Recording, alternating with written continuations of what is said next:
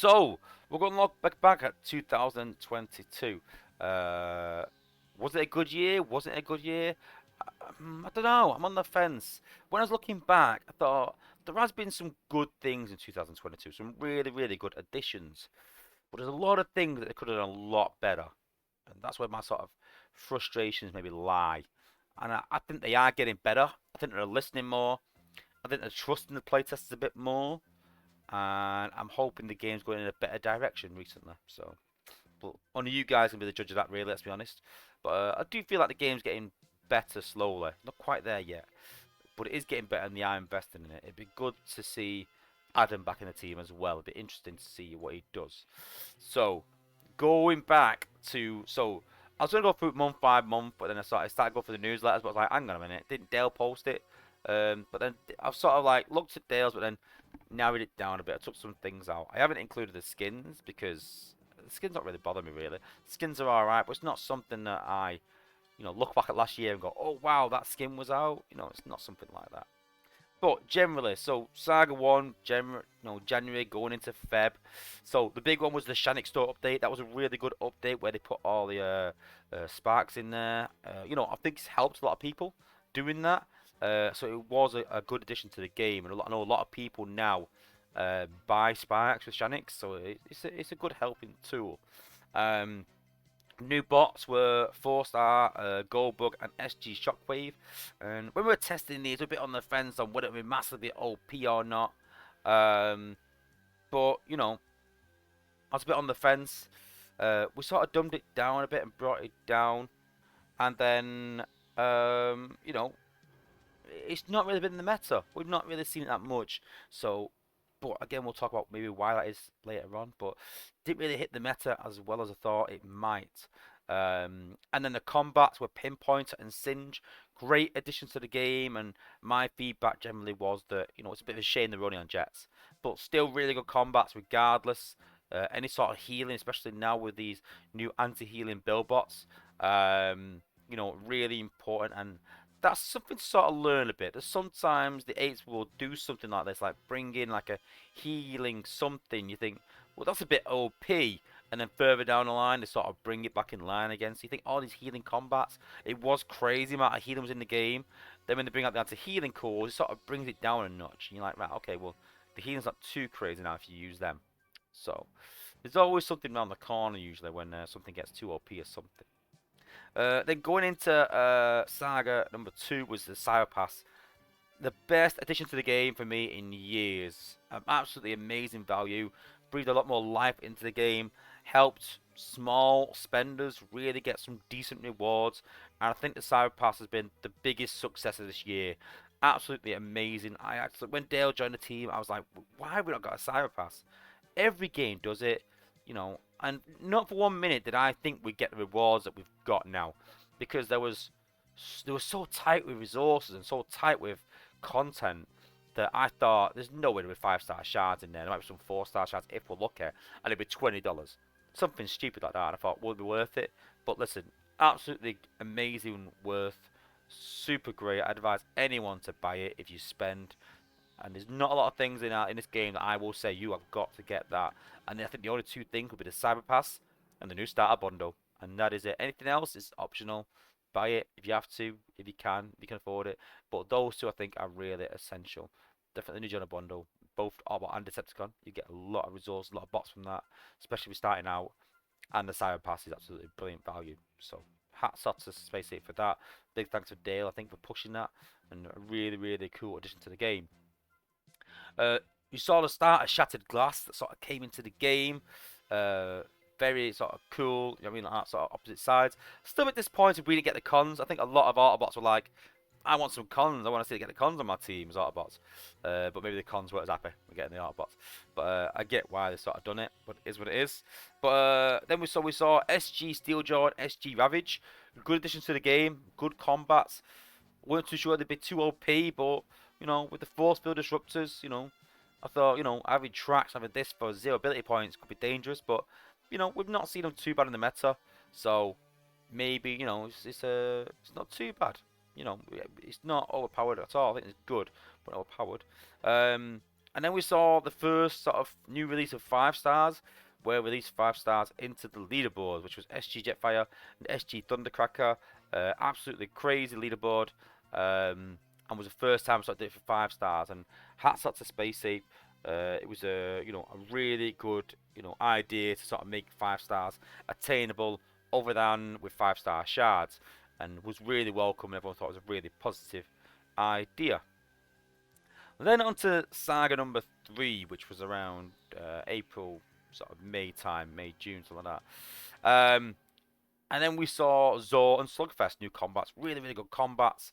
I was really impressed with them. I liked them. But then came the Minerva and Flatline leaderboard. Wow.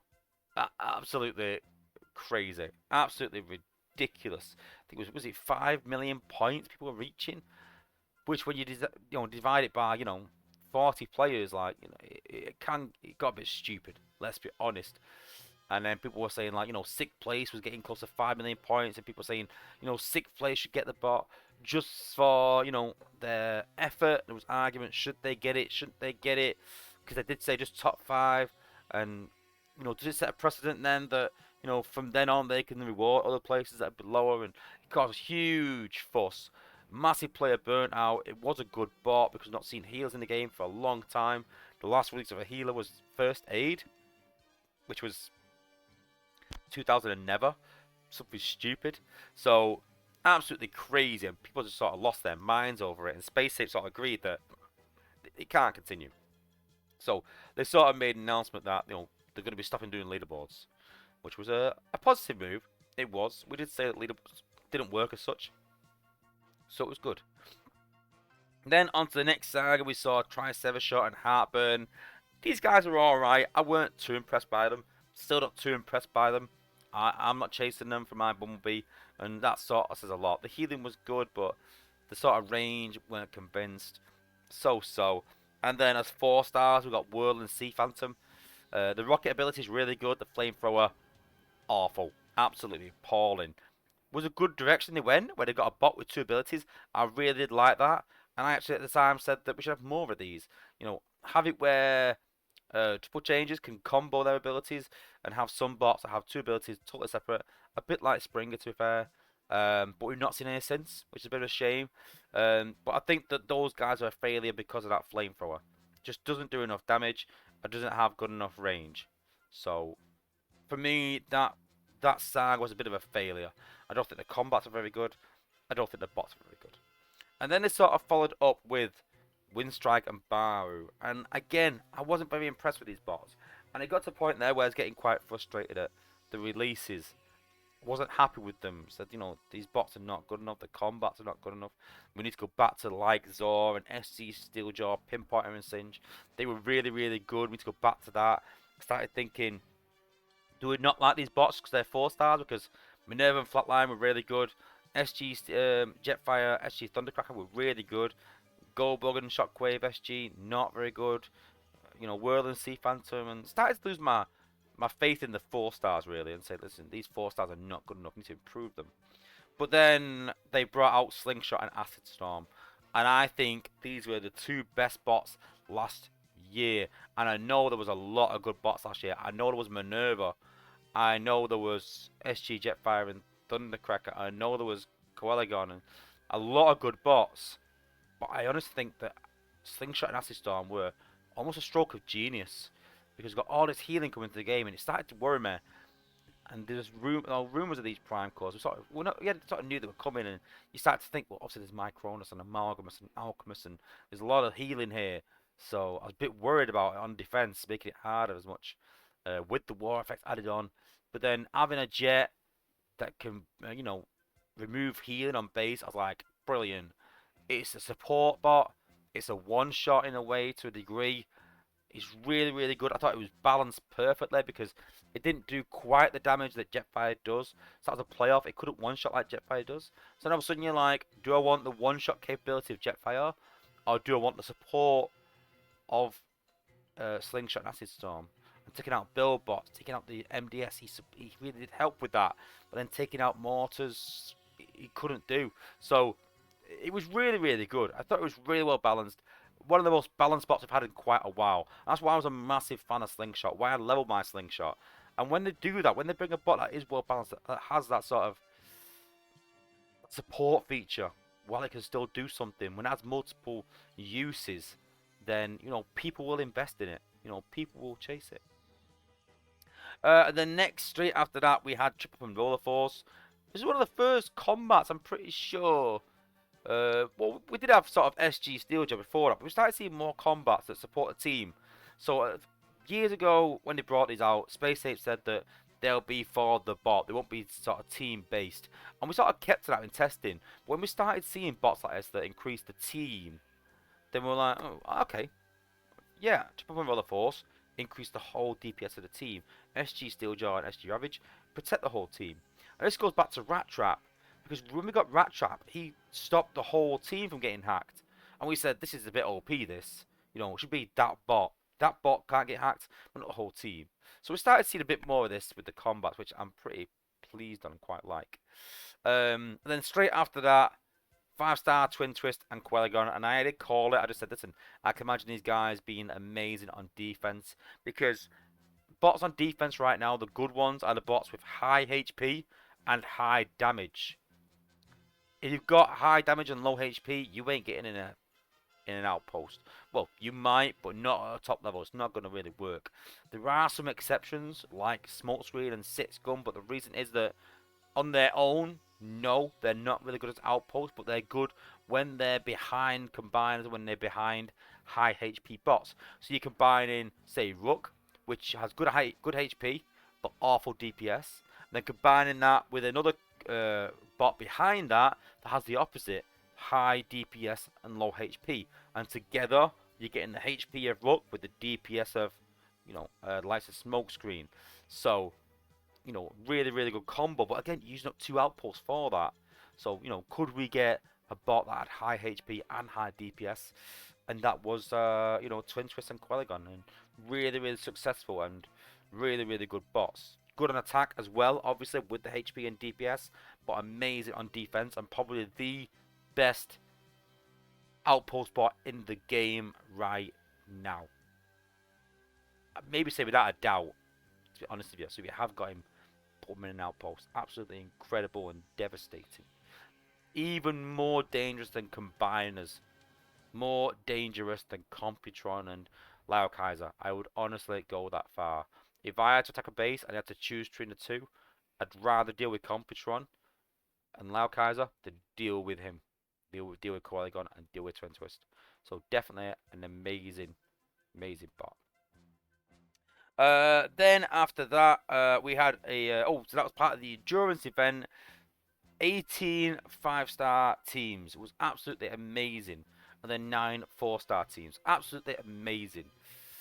So next up we had Nightstick and Fracas. Really, really good bots.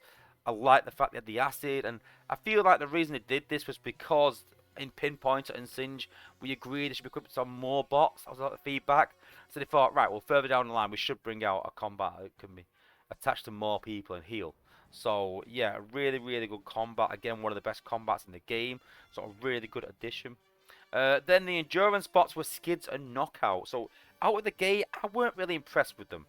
And this is where in my past video I sort of talk about what we should do with Ability 11 and G1 cores, and that argument's still going on should you get a bot and have the G1 core absolutely incredible on Ability 11, but then without it the bot is pretty dreadful?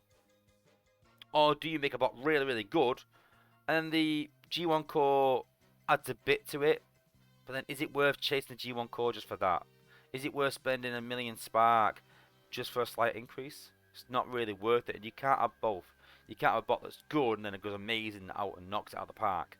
So that's the big discussion right now, and that's what happened with Skids. Skids on his own he's all right. He's not bad.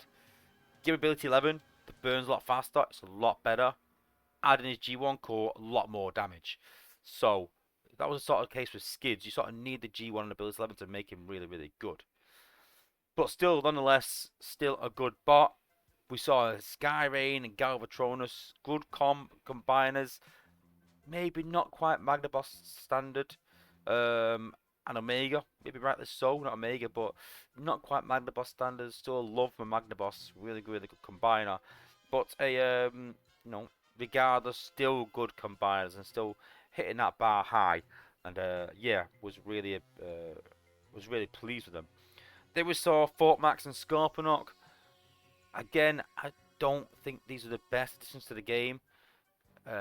They just extended Titan Assault, which no one really likes. They've not in the game yet. They've not changed the game yet. They don't offer anything different yet. It's yet to be seen.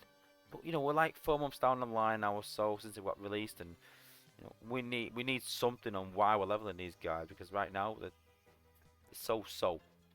You know, they're not big in the meta. Well, no one's using them because they're not at the same level. But we'll have to see. We'll have to see. But yeah, for the Skids and Knockout event, 15 5-star teams. So a few teams less, but 50 4-star teams. And that says to me that when they reduced it to 1.5 mil, and people saw how good the last event was, people jumped on that and were like, yeah, this is amazing. 1.5 mil. Because when it was 2 mil, I sort of said it's too high for a 4-star. Far too high. 1.5 mil, it's about right. It really is. Which is about 35k, I think, which is within free to play.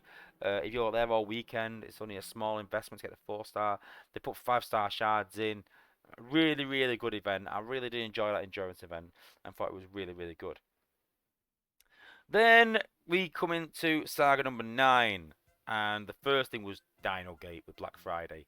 I know sort of later in the saga bit, but huge implications on that game. I think a lot of people were annoyed by the situation. It was a massive controversy, one of the biggest I think we've had in a long time. I think maybe the biggest the game's ever had, maybe, possibly.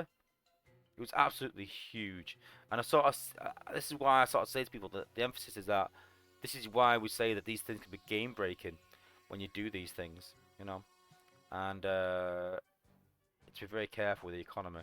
It was interesting to see it unfold. Um, I think we're still seeing repercussions to that.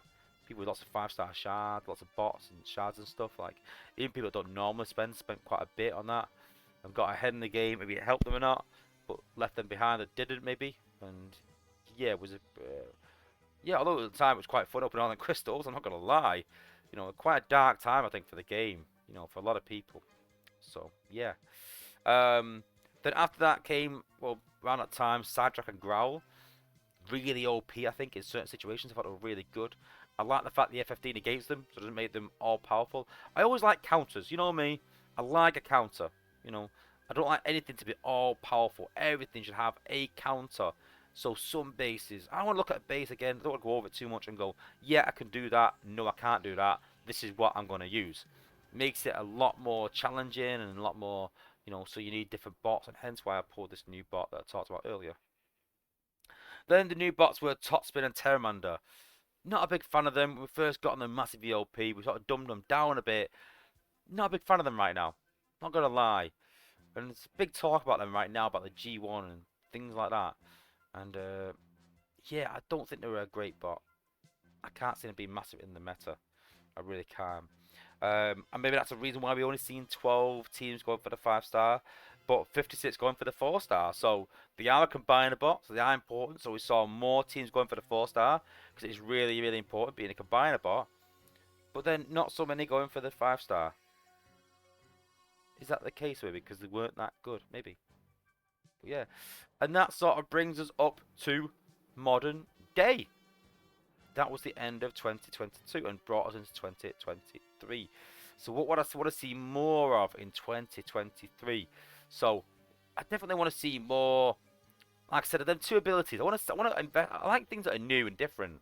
So I want to see more bots like Whirl and Sea Phantom. I do. Better than Whirl and Sea Phantom. But I want to see more bots like that.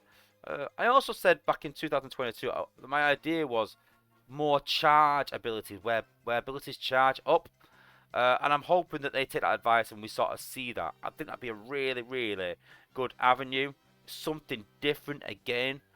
And so it's just getting balanced with it. But I'm hoping it's something to look into. It's something different in the game again. They have said that we're going to have more leaderboards this year. At least one. I have a sneaking suspicion it's going to be a solo leaderboard. That's what I think. I really do. I could be wrong on that. It's just the indication I get. There was talk about solo events, and there's been talk about a new leaderboard. People have asked for a solo leaderboard event as a one-off just to see. And it's funny that Dale said in the interview that we might have one leaderboard just to see how it goes. I think it'd be a solo leaderboard. I could be wrong on that. I really do. We'll have to wait and see. I think we need to see some good outpost bots this year again. G1 characters is a must every year, no matter what. So I would like to see more of them, and I'd like to see more bots that are support bots that can do one shot still. So maybe something like Slingshot, or like. See, that's why I like Rook as well. Rook is a outpost popper, is a support bot, but does damage. People like bots that support bots that do a bit of damage. Trax is crazy good, but what if we had a bot like Trax that does damage as well? Would that be too OP? Who knows?